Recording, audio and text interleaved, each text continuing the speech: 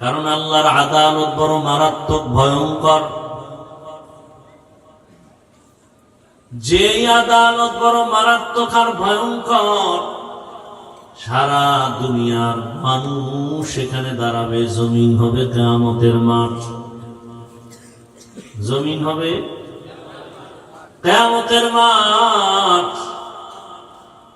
আর সিরিয়ার জমিন বাইতুল মাকদিস হবে আল্লাহর বিচারালয়, আদালত।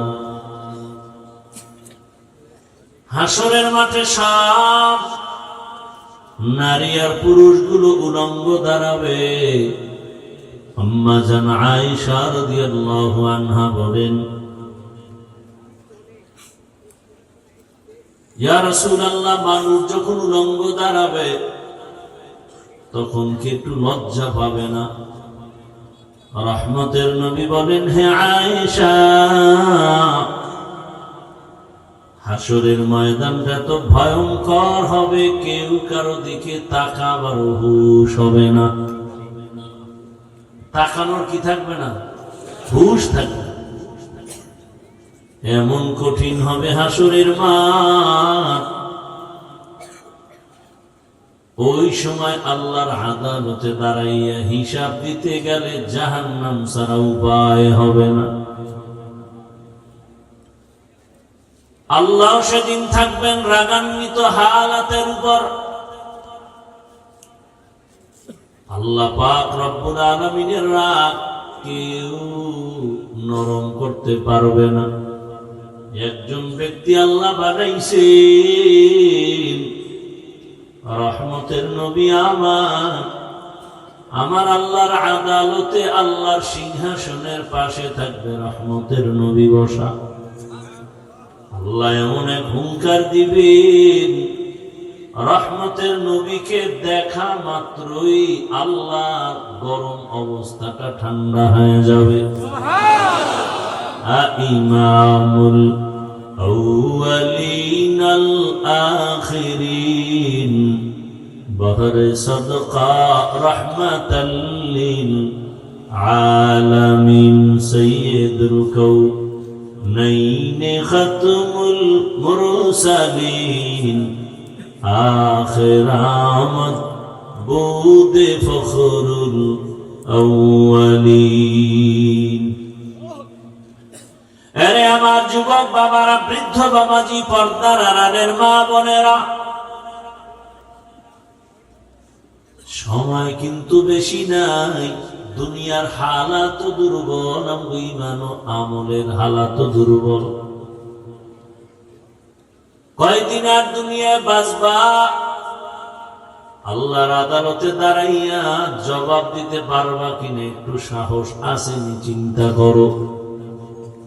আল্লাহ পাক কোন প্রাণীকে বুঝার মতো মেধা দেন নাই। আল্লাহ মানুষকে ভালো মন্দ যাচাই করার মেধা দান করেছেন। এজন্যই তো আমরা মানুষ। তুমি একটু মেধা দিয়া যাচাই বাছাই করো। একটা গরুরে যদি বয়ান করি, গরু 3 দিনের জন্য শ্বশুর বাড়ি বেড়াতে যায়, আমার বাড়িটা পাহারা দিও, খানা দানা বাড়ির পেছনে আছে গিয়া মজার খানা রাখছি, খাইও। বাথরুমের প্রয়োজন হলে টাইলস করা, মোজাইক করা বাথরুম আছে, ওখানে গিয়া বাথরুম করিও। গরুটারে 3 ঘন্টা বয়ান করলে বয়ান বুঝবেনি। বাথরুমের ব্যাগ হলে কি পাকা বাথরুমে যাবেনি? মালিকের মাথায় পড়বে না, জমিনে পড়বে, ওই গাভীটাই পর্যন্ত চিন্তাও করবে না। চিন্তা করার মতো মেধা আল্লাহ মানুষকে দিছেন। মানুষ, তুমি একটু চিন্তা করো, তুমি ছিলা কই?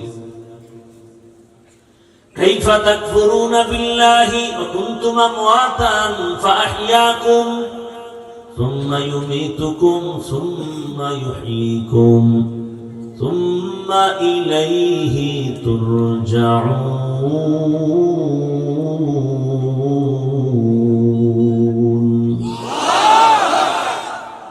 বাখা কুরআন কালামুল্লাহ বসনো কদিমাস্তি কদিমাস্তি নইনো। তুমি কিভাবে আল্লাহর নাফরমানি করো, অথচ তুমি আজকে দাবি করো আমি আব্দুর রহমান, কিন্তু তুমি জানোনি একটা সময় তুমি বলতে কিছুই ছিল না। হাল আতা আলাল ইনসানি হিনুম মিনাদ দাহরি লাম ইয়াকুন শাইআম মাযকুরা।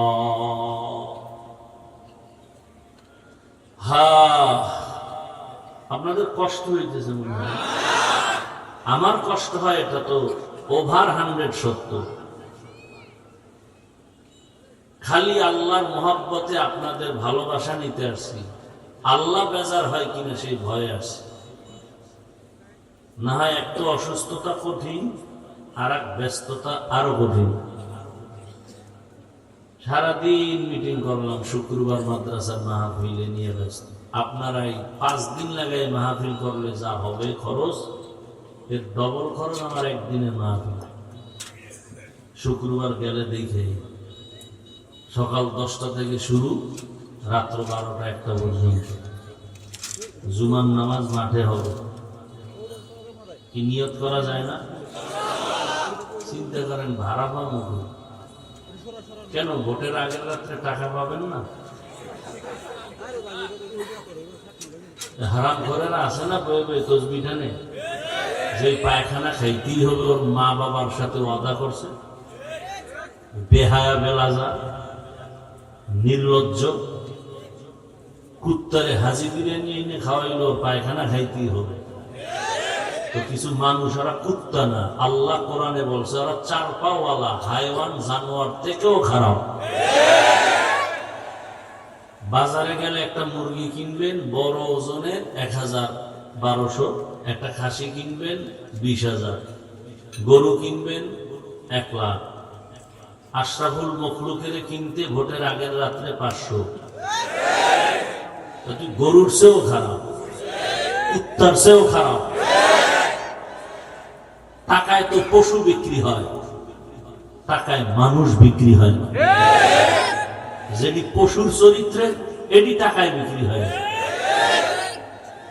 টাকায় বিক্রি হয় নাই বিদায় তো গুলি মারল, মনে করছে বিদায় বিদায় নাই। এমন জাগরণ তৈরি করেছে, মনে হয় যেন 50 বছর দেশ সততা আর তাওহীদের আগুনে উজ্জীবিত হয়ে গেছে।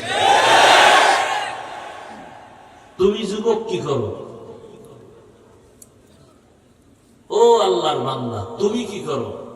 মায়ের টাকা চুরি করো, বাবার টাকা চুরি করো, আর সারাটা রাত মোবাইল নিয়ে জেনা করো। চোখের জেনা, হাতের জেনা, জবানের জেনা, অন্তরের জেনা। চেহারার কোনো নূর নাই, কোনো আলো নাই, কোনো আকর্ষণ নেই। টাকার পেছনে দৌড়াও, চরিত্রহীনা।